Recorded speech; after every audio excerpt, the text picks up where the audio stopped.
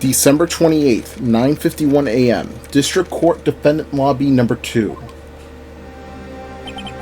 This is it. Judgment Day. Today, things are going to get settled at last. A lot of things. Wah! What's the big idea? Sorry, Nick. I only touched your shoulder. I guess the shock hasn't worn off from my run-in with the stun gun yesterday. Anyhow, today's the last day of the trial. Good luck, Nick. Yeah, thanks, Maya. Edgeworth is looking glum as always. I hope Bound Karma doesn't push him too hard. Whoa! What are you doing? Sorry, I'm sorry. I just thought I'd cheer you up with a pat on the back. Maya, maybe you should go outside and just discharge. Right, good idea. Try not to electrocute anyone on your way out. Whoa! Yeah, pal! What's gotten into that girl? Detective Gumshoe! Morning, Mr. Edgeworth. Good morning. How did it go, Detective? Have no fear. As promised, I've captured our runaway caretaker. I just brought him in, pal. Took all night, pal. Thanks, Detective Gumshoe. You must be tired. Actually, after that shock I got the way in, I feel pretty good. Yogi says he's forgotten his own name. But that has to be a lie. Why would he want revenge on Edgeworth if he couldn't remember his past? He does remember, and I'm going to prove it. December 28th, 10 o'clock a.m. District Court, Courtroom Number 3. Court is now in session for the trial of Miles Edgeworth. The defense is ready, Your Honor. The prosecution is ready. Right, very well. We have reached the final day of our proceedings in this trial. I ask that the prosecution submit decisive evidence. Understood. Come on, don't be awed into silence by every little thing he says. Very well, Mr. Von Karma. Your opening statement. Right. Thanks to Detective Gumshoe's efforts, the boat rental shop caretaker has been arrested. In yesterday's trial, the defense asserted that the caretaker was the murderer. However, the caretaker has yet to confirm this. I would like to ask the defense to cross-examine him as much as necessary. Very well.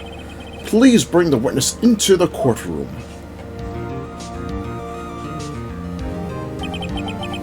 Ladies and wait, I accidentally used the voice of the judge there for a second.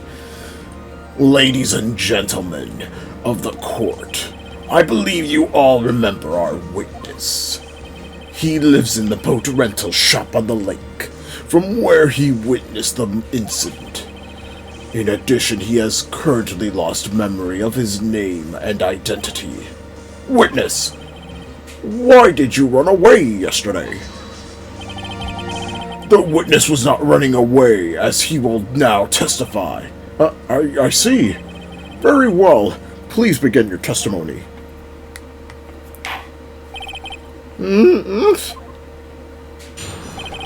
Why I left court?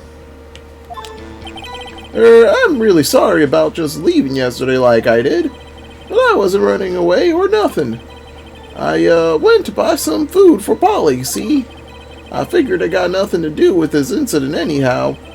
I mean, I need one of those motive things, right? And I don't got one. So my testimony yesterday stands as is. Very well. Let's begin the cross-examination, shall we? He has to know his name. Yanni Yogi. You're Yanni Yogi, and I'm going to prove it. Here we go. Final day begins here. I'm really... Okay, so yeah, here we are once again with the caretaker here. And I think this might be the first time we actually cross-examine the same person on 2 different days. So, hold it right there. I'd call what you did running away and not just leaving. You heard Larry's testimony and realized you were in danger.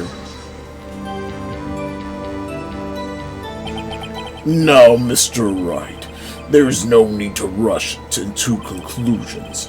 As I said, the witness was not running away. Listen to the testimony. He sure seems relaxed. In fact, they both do, Von Karma and Yanni Yogi. Okay, so we do have to see which one. Let's see the Polly food one. Food? Well, Polly is a bit of a gourmand, you see. She only eats these high-quality bird pellets from France. They only have them in the big pet shop downtown. But you weren't arrested until this morning. Why didn't you go back to the caretaker shack? Well, I kind of got lost, you see.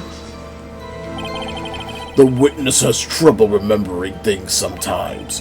When the police apprehended him, he was on his way back to the shack.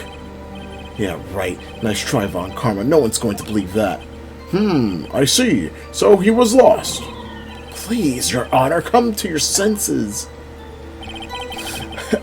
Man, the judge is like... Even though he's supposed to be like this man that like decides the law and whatnot, he does seem to have some sort of, oh no, just something about him. He just seems a little bit less intelligent than he should. Figured I got nothing to do with this incident anyhow. You've lost your much of your memory, is that correct? Yep, seems like it. Then how could you know that you didn't have anything to do with this incident? Or maybe you're lying about not having your memory, You know exactly who you are. The witness has testified quite clearly that he has no memory of who he is. If you claim he's lying, then show the court proof. Grr, how am I supposed to prove what's going on in that old cottager's head? That's impossible. I'm glad you come to your senses, Mr. Wright. Very well, witness. Please continue.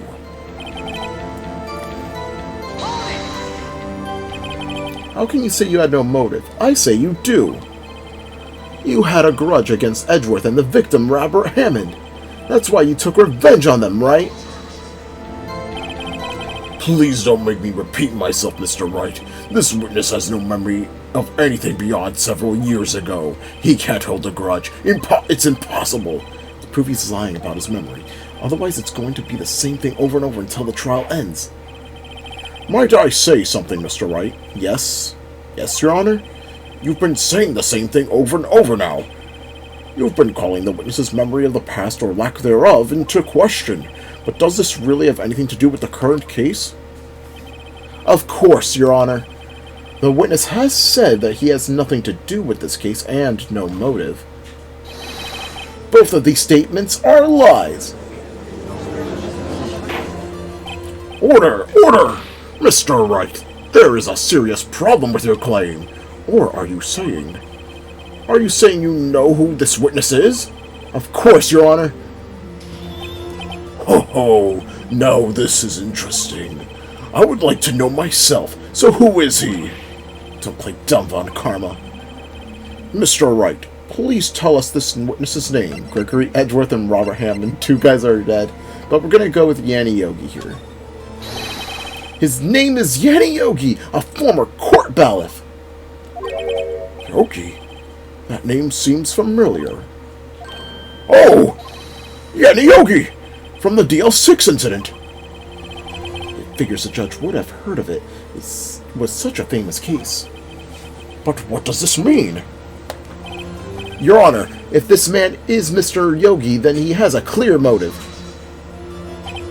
Tisk, tisk, tisk. Jumping to conclusions again, Mr. Wright. This witness is Yanni Yogi. Yogi, fascinating. However, how do you propose to prove this to the court? This is a court of law, as you may recall. You need proof, and allow me to repeat once more that the witness has lost his memory. This is it. I have to do this now. If I can't prove he's Yogi right here, right now, and I got nowhere else to go. Nick, how are you going to prove it? How can you prove that he's Yanni Yogi? It's okay. It's actually quite simple. Your Honor, please take this man's fingerprints. Then we'll compare them to the fingerprints on file for Yanni Yogi 15 years ago. I see. That makes sense. Tisk, tisk, tisk. Huh? I'm so very sorry, Mr. Wright. Why? The witness has no fingerprints. What? What? No fingerprints? You see, before I worked as a caretaker, I worked at a chemical plant. I burned my fingers working with the stuff. Yep. What? Yogi, you sneak! You burned your fingerprints off to hide your past. Well, if the witness has no fingerprints, I guess we will not be able to prove his identity. No! Tisk, tisk, tisk. Well, what will you do, Mr. Wright? It seems that the case has been decided, no? No! I know what happened. I know everything. I just can't prove it. But no, I can't let it end like this. I can't lose. There has to be another way. There is no one who can testify as to who this witness is. No one. Nick, what are we going to do? I didn't even consider that he might have erased his fingerprints. What do I do? Tisk, tisk, tisk. Well, Mr. Wright, perhaps you'd like to cross-examine his parrot for a little comic relief. Yeah, very funny. You're a sore winner, Von Karma. Wait a second. Cross-examine his parrot. What is it, Nick? No, you're not going to. Your Honor, the defense would like to take Mr. Von Karma up to his proposal. Take Mr. Von Karma up? Oh, my proposal? Exactly, Your Honor. I would like to cross-examine the witness's pet parrot. Order! Order! Well, what do you think, Mr. Von Karma? Need you even ask? This is a farce. I object. Wait a second. You were the one who suggested I cross-examine the parrot, Von Karma. I have a right to do as you suggested. Well, if you are so desperate, then please be my guest. Of course, should you go through with this, and nothing comes of it, I hope you're ready for the consequences. Nick, this is crazy! Well, still want to go through with your little game? We might be crazy, but we're doing it. Let the parrot take the stand! I will cross-examine her, Your Honor. This is the most ridiculous thing I have ever heard. Von Karma's rigged every person's testimony, every piece of evidence, except the parrot. She's my last chance. At least, I think so. Bailiff, bring in the parrot.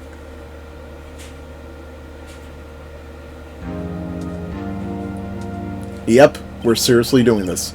That's quite a bird. Please tell us your name. Name! The witness is ignoring me. It must hurt to be ignored by a bird. Very well, witness. Who is your owner? Please testify for us? Who is your owner? Hello, squawk! Certainly the most concise testimony we've had so far. Very well. Begin your cross-examination. Right. What are you going to do, Nick? I don't know! What do we do, Maya? Alright.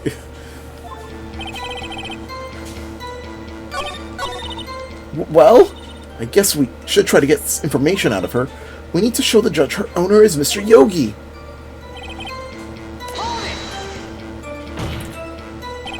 Witness, you can't just say hello and expect us to get anywhere. I want you to testify. Maya, you talk to her. Right, what do I say?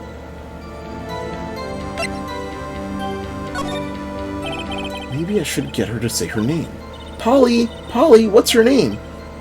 Paul Lee, Squawk!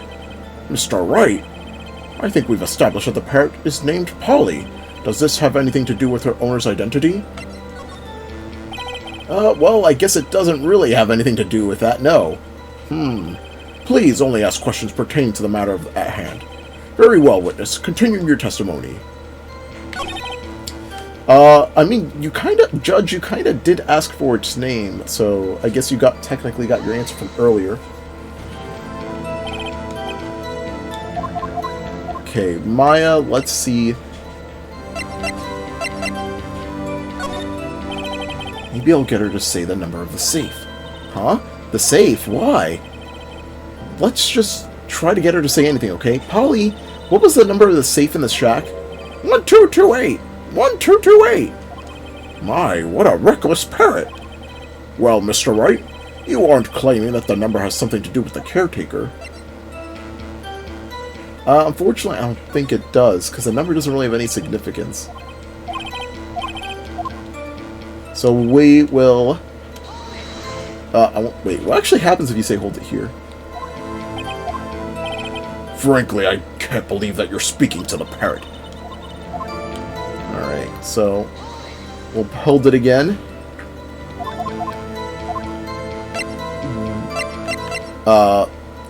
Have we forgotten something? As I recall, 2 days ago. Polly, have we forgotten something? Squawk! Don't forget DL6! Squawk! If I can get Polly to say that here, that will prove that the caretaker had something to do with DL6. Polly, have we forgotten something? Hello, squawk! That's not what you're supposed to say. Forgot something we forgot. Hello, squawk! Uh-oh, it's not working, Nick. She won't say it. This is ridiculous. Why won't she say it? Tisk, tisk, tisk. Something the matter, Mr. Wright? Wait. Don't tell me Von Karma expected this. He couldn't have retrained the parrot, could he? Did he train her to not respond when we asked her if we'd forgotten anything?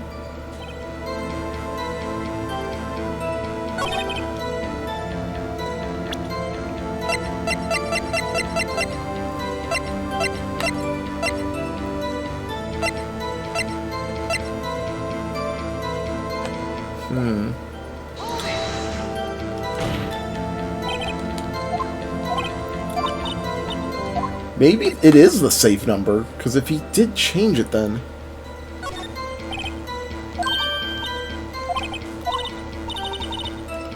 So let's see that again. Actually, it does. That's why I had her say it. Ha! Ridiculous! How can a number of the safe tell us who the caretaker is? Show us your proof. What could possibly link this number to the caretaker's true identity?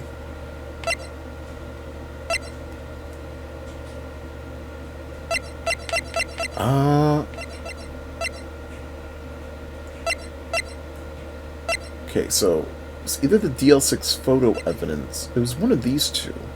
DL6 incident.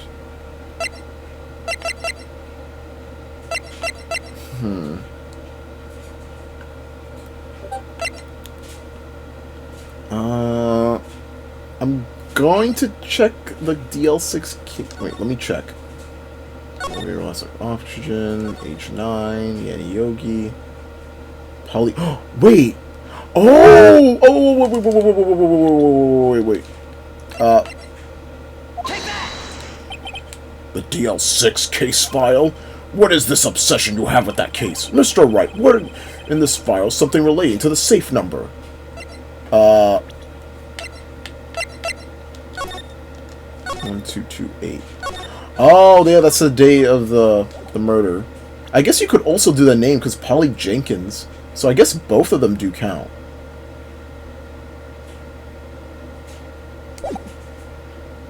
So, victim data, case summary. Should be the case summary then. Yeah, case summary. It's on the case summary page. The case summary? Specifically the day on which the DL6 incident occurred. The date of the incident, December 28. Why, that's today's date, 15 years ago. And the number on that safe is 1228. Ah! He used the date of the DL6 incident as the number for his safe, Your Honor. That's how important that date was to him. I see. It certainly is an interesting coincidence. People often do set their secret numbers to dates. Bah! This is not tangible proof. I set my ATM's card number to 0001 because I'm number 1. Well, thanks for the info. This has nothing to do with a date. Nothing. Indeed. Alone it is a little weak for evidence in a murder trial. We will need other corroborating evidence. Where am I going to find that? Nick, we're getting closer. One more, if we could get one more piece of evidence. Right, but what? Very well, witness. You may continue. So, we do have to do the Polly Jenkins one too. Oh my god. Because I was like confused there. I was like, what would we get? So, let's press again. Have her say why her name is important. Of course. Yes, it does. Ha! Fascinating. You claim the parrot's name will prove her owner's identity, then show us this proof. Nick, don't you think you're taking the bluffing a little too far? Listen, we're not here to answer the question of who is the caretaker.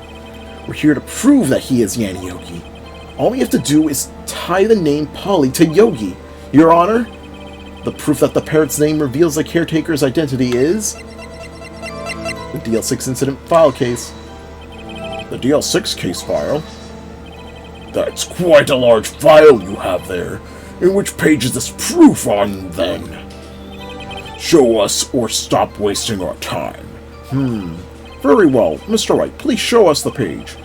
Where in this file is the information connected to the parrot's name? So, let's check it. Victim data. Suspect data. His fiancée, Polly Jenkins, committed suicide. So, we are going to say it's on the suspect data page. This page has all the information about Yanni Yogi. Right after he was arrested, his fiancée committed suicide, see? Indeed, it does say that, yes. What was his fiancée's name? Polly Jenkins. Polly! Exactly, Your Honor. He wanted to remember the name of his fiancée who had committed suicide. That's why he named his parrot after her. I see. I guess that is possible. Bah! A mere coincidence, that's all. My granddaughter has a dog she calls Phoenix. Well, Mr. Wright, does this make you my granddaughter's fiancé? She's only 7 years old. That's enough. I think we've reached a conclusion here. This is a mere coincidence, that's all. True, that is a possibility. However, two coincidences at the same time seems more like a pattern to me. What are you saying? Summon the caretaker of the boat shop. Immediately! Witness, tell us your name. Wait! This witness, he doesn't remember. No, it's okay. I've accomplished what I wanted to do. I'm done. Nick, he looks totally different. This is the real Yogi, I think. Finally. He's been acting feeble to hide his true identity. Acting for 15 years. Well, let me ask you again. Please state your name for the court. My name is Yanni Yogi. 15 years ago, I served a bailiff in this very court. Order! Order! Yanni Yogi! So, was it you who killed Robert Hammond? And tried to frame Miles Edgeworth for his death? Yes, it was me. I did it. They put me on the witness stand 15 years ago. Robert Hammond, he said I was mentally unsound. He told me it would make me innocent, get me off the hook. So, I pretended to have brain damage. I was innocent, really. But he didn't believe me. We won the trial, but I lost everything. I lost my job, my fiancé, my social standing. And this year, 15 years later, a package arrived. It was a letter and a pistol. The plan was written out in careful detail. It was a plan for me to take my revenge on the people who ruined my life. I didn't care who had it sent it. I thought this was my chance. After 15 years, this was it. Finally, a chance to have my revenge on Robert Hammond and Miles Edgeworth. I have no regrets. Wait a moment! Revenge against Miles Edgeworth? What do you mean? I'm not at liberty to speak on that matter. Why don't you ask Mr. Edgeworth yourself? Anyway, I admit it. I was the one who killed Robert Hammond. On Karma, where is Mr. Yogi? Under arrest, Your Honor. I saw no room for error in his confession. Then, the defendant Miles Edgeworth is innocent, in this case at least. Very well. Will the defendant please take the stand? There are a few mysteries left unsolved. Still, you are cleared of your suspicion for this particular case, so I would like to pass judgment on the murder of Robert Hammond. Any objections? I don't believe it. Why isn't Von Karma saying anything? Very well. This court finds the defendant, Mr. Miles Edgeworth, not guilty.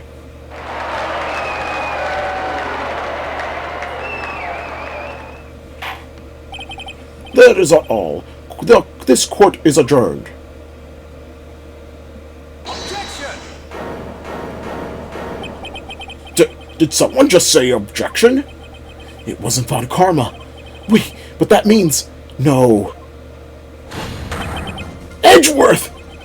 Your Honor, I object to your judgment. What do you mean? I'm not innocent at all. As we have heard, Yanni Yogi killed Robert Hammond in revenge. But revenge for what? Nick! Edgeworth is trying to confess. He's going to say he's guilty. He's going to tell them he was the murderer in the DL6 incident. He's going to tell them that he killed his own dad. Uh-oh, what do I do? Objection! The judgment has already passed. I object to Edgeworth's outburst. Didn't something like this happen yesterday, too? I believe a certain witness raised an objection after a guilty verdict was passed. That would be Larry. We must hear this new statement. We must hear Miles Edgeworth. He's right. We have a duty to hear Mr. Edgeworth out. For 15 years, I have had a recurring dream. A nightmare. It's only a nightmare. That's what I told myself. But now I know it. I know it wasn't a dream. Yanni Yogi wasn't the killer. You mean in the incident where your father died? From the distance of the shot, it wasn't suicide either. Everything was as clear as day. The murderer. The criminal in the DL6 incident. It was me! Your Honor, I confess to my guilt. I am guilty for DL6, the statute of limitations of which ends today. The culprit is me! Order! Order! This is certainly unexpected. The defendant declared innocent is confessing to a different crime. A crime for which the statute of limitations runs out today. I'm not really sure how I should deal with this. Bah! It's obvious. We hold a trial right here, right now. We tried this man for his crime of 15 years ago. I would like to take a 5-minute recess. During this time, I would consider the appropriate course of action to take. The court is adjourned. December 28th, 2:24 p.m. District Court Defendant Lobby Number 2. I'm sorry, Wright. I've just wasted all of your effort. Mr. Edgeworth, I just don't believe it, sir. I mean, you killed your dad? I didn't want to believe it myself, Detective, but it's the truth. I deserve to be punished. Murder is murder, no matter what the circumstances. This is crazy! Just crazy! Nick? What are you doing? Huh? Oh. I was just reading through the court record once more. I'm getting my case ready. Your case? For what? Huh? Isn't it obvious? I'm going to prove Miles Edgeworth is innocent. What are you talking about, pal? He just admitted to it! He confessed that he did it! In court! I'm sorry, Edgeworth, but I don't believe you're a nightmare. What?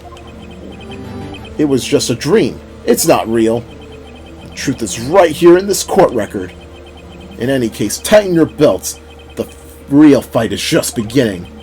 I'll prove you're innocent. Trust me. Right.